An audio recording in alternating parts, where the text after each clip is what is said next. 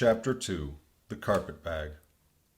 I stuffed a shirt or two into my old carpet bag, tucked it under my arm, and started for Cape Horn and the Pacific. Quitting the good city of Old Manhattan, I duly arrived in New Bedford. It was on a Saturday night in December. Much was I disappointed upon learning that the little packet for Nantucket had already sailed, and that no way of reaching that place would offer till the following Monday.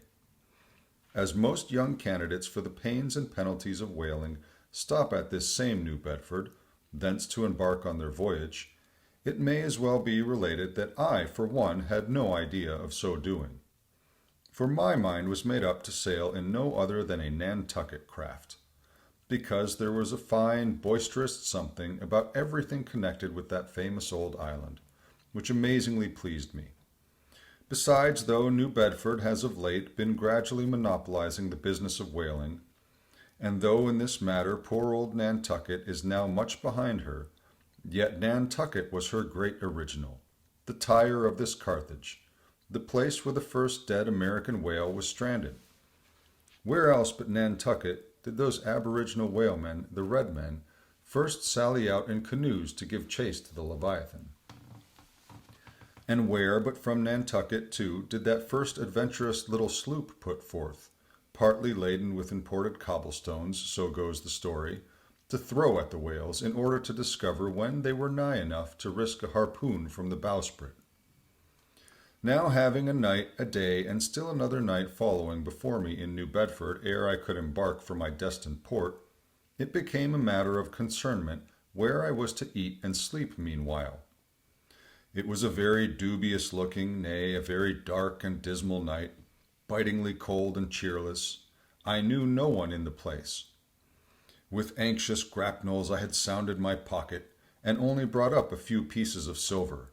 So, wherever you go, Ishmael, said I to myself, as I stood in the middle of a dreary street shouldering my bag, and comparing the gloom towards the north with the darkness towards the south, wherever in your wisdom you may conclude to lodge for the night, my dear Ishmael, be sure to inquire the price, and don't be too particular. With halting steps I paced the streets, and passed the sign of the crossed harpoons, but it looked too expensive and jolly there. Further on, from the bright red windows of the Swordfish Inn there came such fervent rays that it seemed to have melted the packed snow and ice from before the house.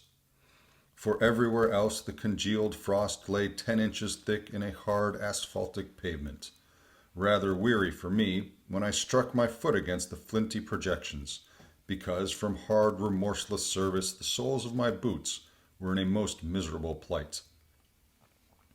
Too expensive and jolly again, thought I, pausing a moment to watch the broad glare in the street, and hear the sounds of the tinkling glasses within.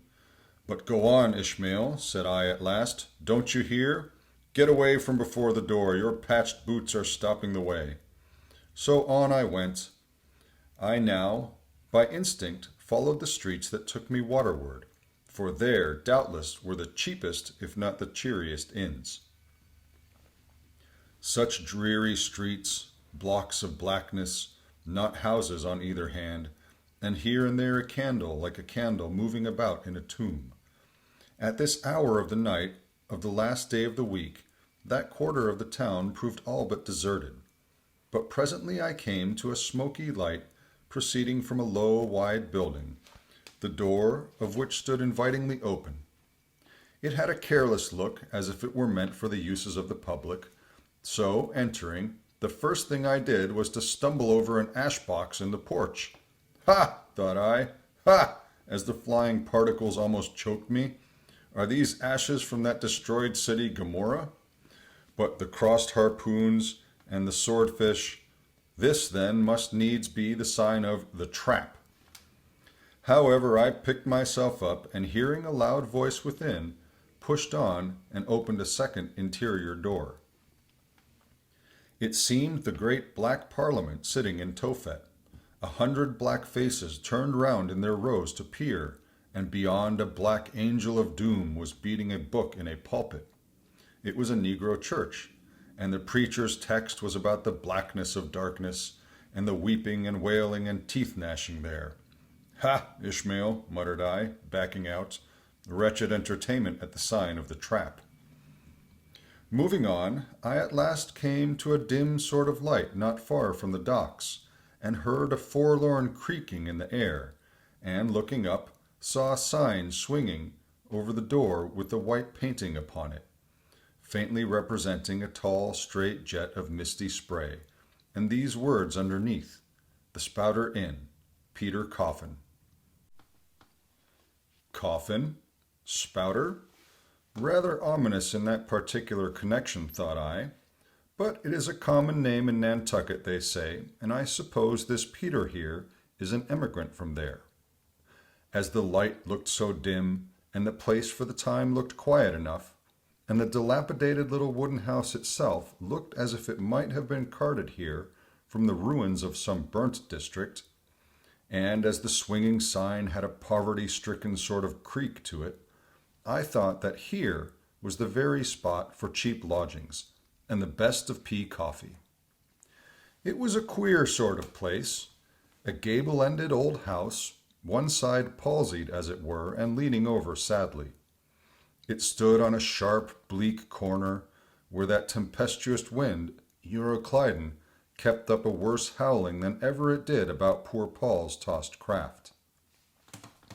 Euroclydon, nevertheless, is a mighty pleasant zephyr to anyone indoors, with his feet on the hob quietly toasting for bed. In judging of that tempestuous wind called Euroclydon, says an old writer, of whose works I possess the only copy extant, it maketh a marvellous difference whether thou lookest on at it from a glassed window where the frost is on the outside, or whether thou observest it from the sashless window where the frost is on both sides, and of which the wit Death is the only glazier.